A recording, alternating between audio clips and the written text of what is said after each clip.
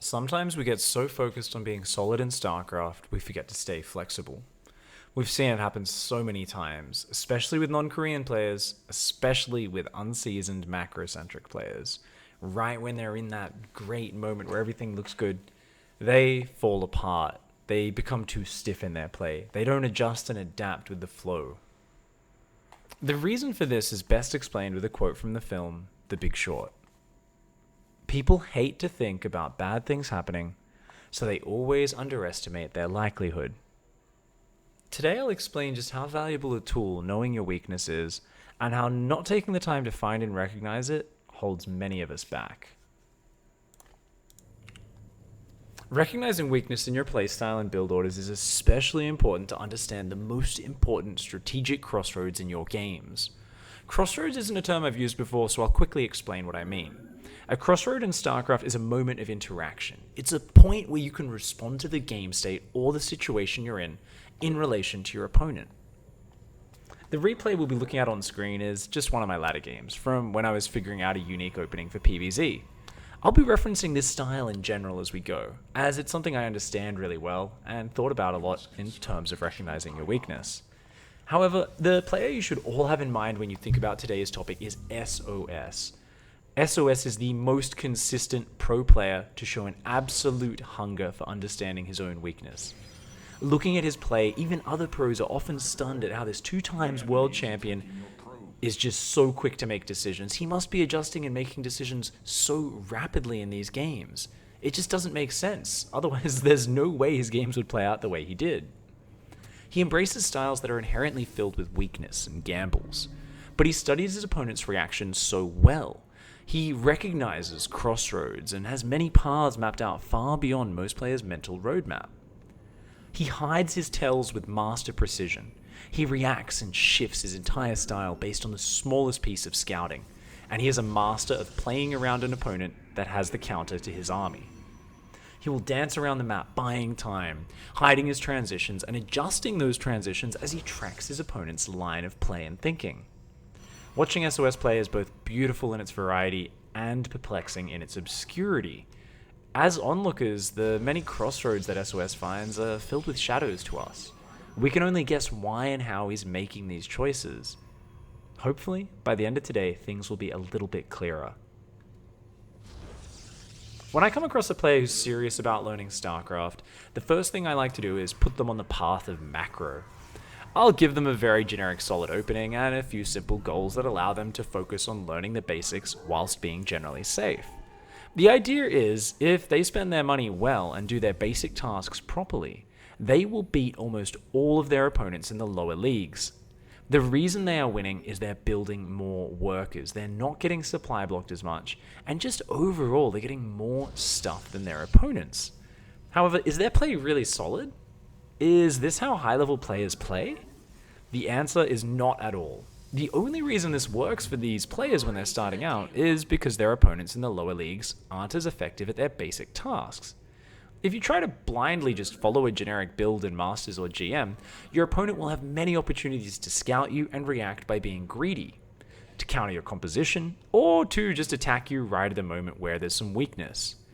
There's no such thing as a static solid build, because if you're committing to being safe just at generic timings by blindly building defense, you give your opponent an opportunity to build their economy faster, make a much larger army, and roll you over later in the game. This is why truly solid play is inherently reactive and flexible. You need to be able to constantly adjust to the situation you're in and change your play to suit your goals. The real secret to absolute mastery of StarCraft strategy is inseparable from this flexibility. The most important tool is understanding more crossroads than your opponent and how to use them. As you learn to recognize more and more of these crossroads and their impacts on the game, you can then make an adjustment at each crossroad to improve your position. This could be, for instance, seeing your Zerg opponent didn't take an early gas. Oh, he doesn't have Ling Speed or Roaches then, so he can't attack me. I can take a fast third base. A very different sort of reaction and situation is, what if you scout an opponent going carriers, and you don't have much anti-air? You can't engage their army in frontal combat, so you choose to hide your units on the map, ready for a base trade when they push out towards you. There's really no limit to how you respond in StarCraft. The more knowledge of the game you have, the more you study it and understand your opposing race's play, the more crossroads you will recognize. This is why players who spend a lot of time studying the game, thinking about it, and searching to understand the core concepts are often the ones who will continue to learn and improve. We could talk about dozens of different ways to recognize new crossroads, to identify cool and interesting ways to react in game. I'm sure I'll do shows covering some of these in depth in future. For now though, I want to talk about how recognizing your weakness is such a powerful tool.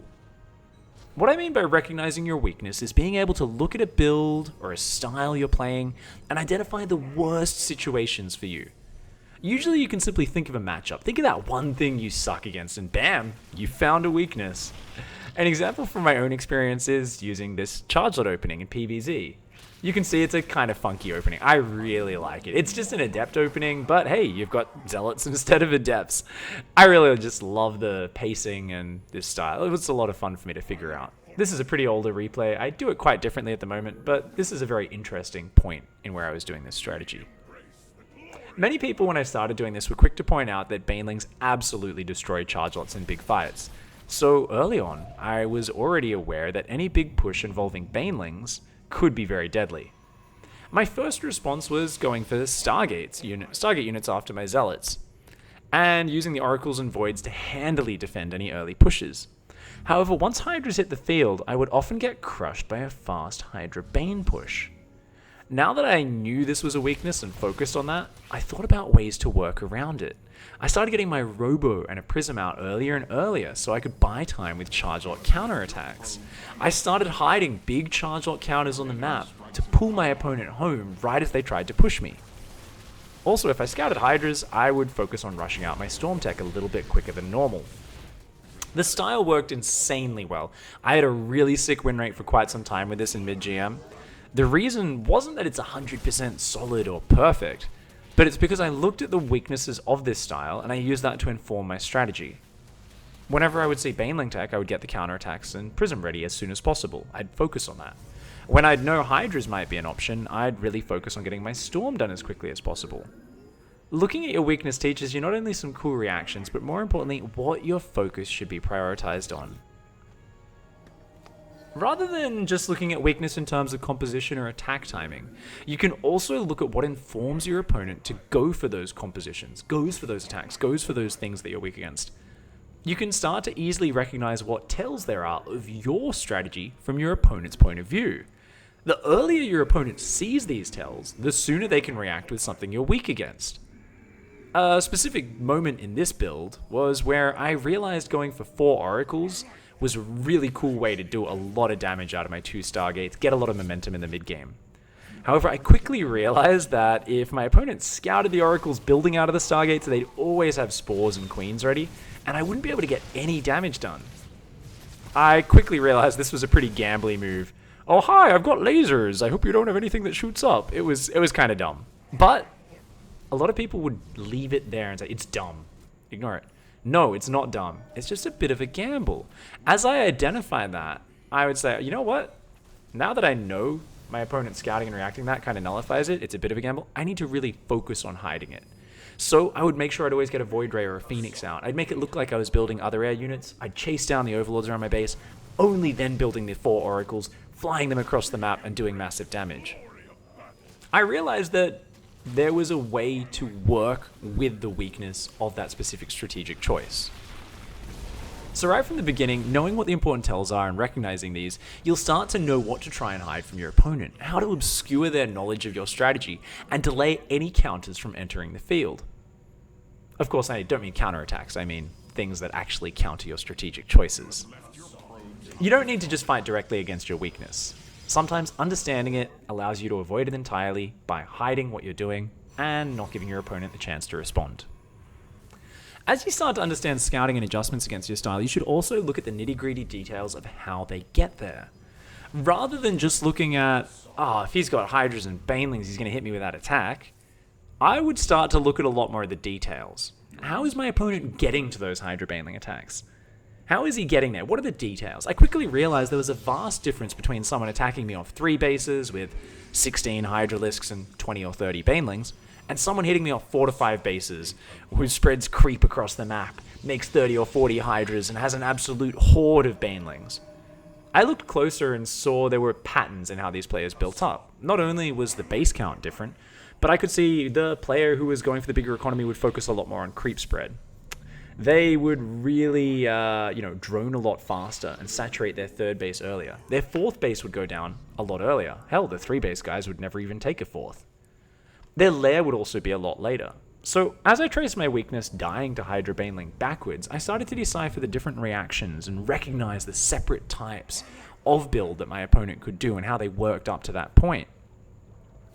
Looking for drone count, lair timing, creep spread, as well as expansion time gave me many tells outside of just, oh, there's a Hydra den. Oh, there's a Baneling nest. He's going to do that. I started to recognize Prism Harass and Charge Lock counters had to get in position a lot earlier against the very fast 3-base style. Against that style where I was going to get hit with a really fast Hydra Bane, I needed to get across the map ASAP, or they were going to hit me before my counterattacks even got in position.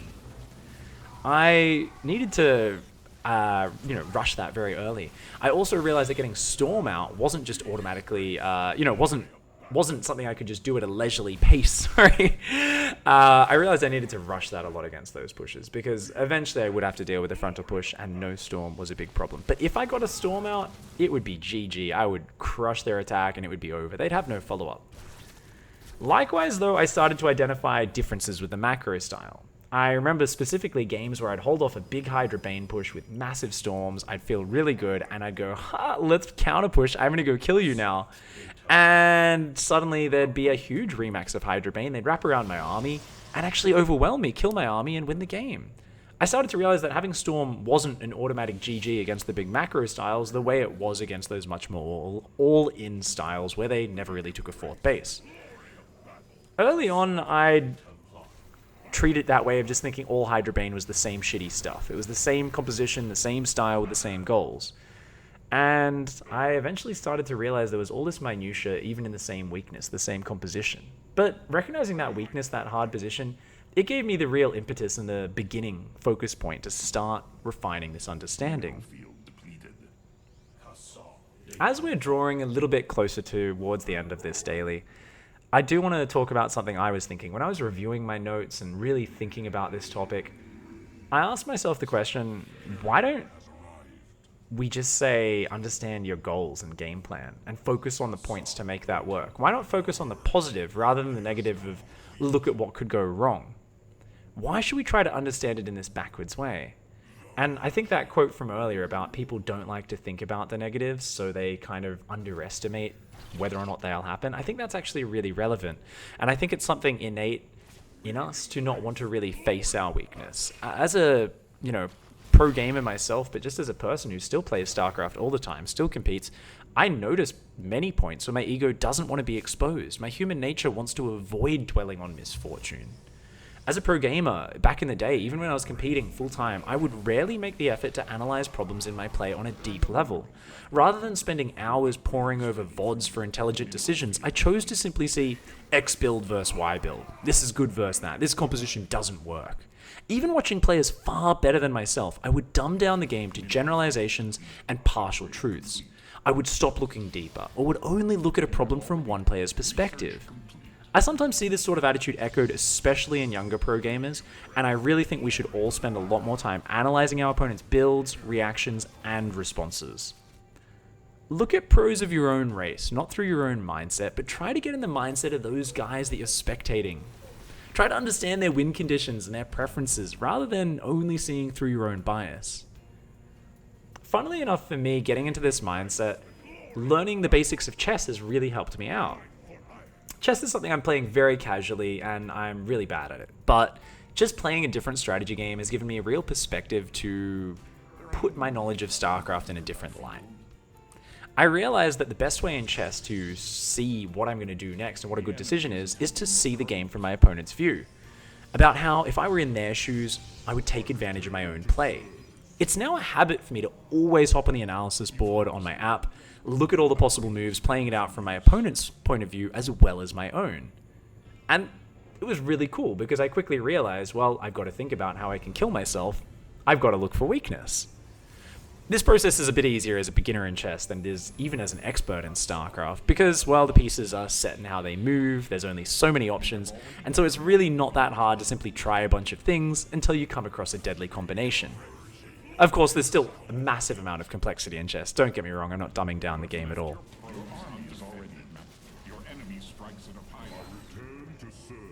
Looking at the game the way I've talked about today, though, thinking about it through the scope of everything we've mentioned, I do feel like this has given me that same sort of perspective for StarCraft.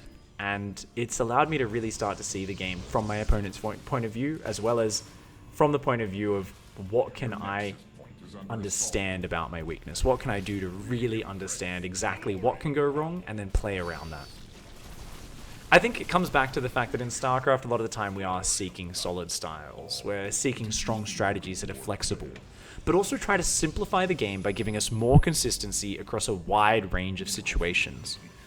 I think this is a really cool way to play and understand and learn the game, but I think it's also something where we can fall into a trap of becoming inflexible as we delve deeper into these solid styles, as we hunt for that consistency. Sometimes we forget to embrace weakness as a part of every build. We forget that you need to be so flexible to actually have a truly solid build in StarCraft. And I think our ability to make decisions on the fly and adjust in game starts to suffer if we get too focused on that. At the end of the day, truly understanding how to use a build well, how to refine it to its best quality, sometimes that's all about recognizing the inherent weaknesses of what you're doing. Understanding your flaws, looking for ways to pick yourself apart is the hardest thing to do. It takes real discipline and critical thinking. It's just so frustrating to always be looking at what you're doing wrong or what could go wrong with your play, but it provides such a clear focus on the most important crossroads, those intersections, those decisions in you and your opponent's play. And it's the most important strategic focus for you. Looking at your weakness ensures that you're always thinking about your opponent's counter to what you're doing, their ideal situation, as well as your ideal situation.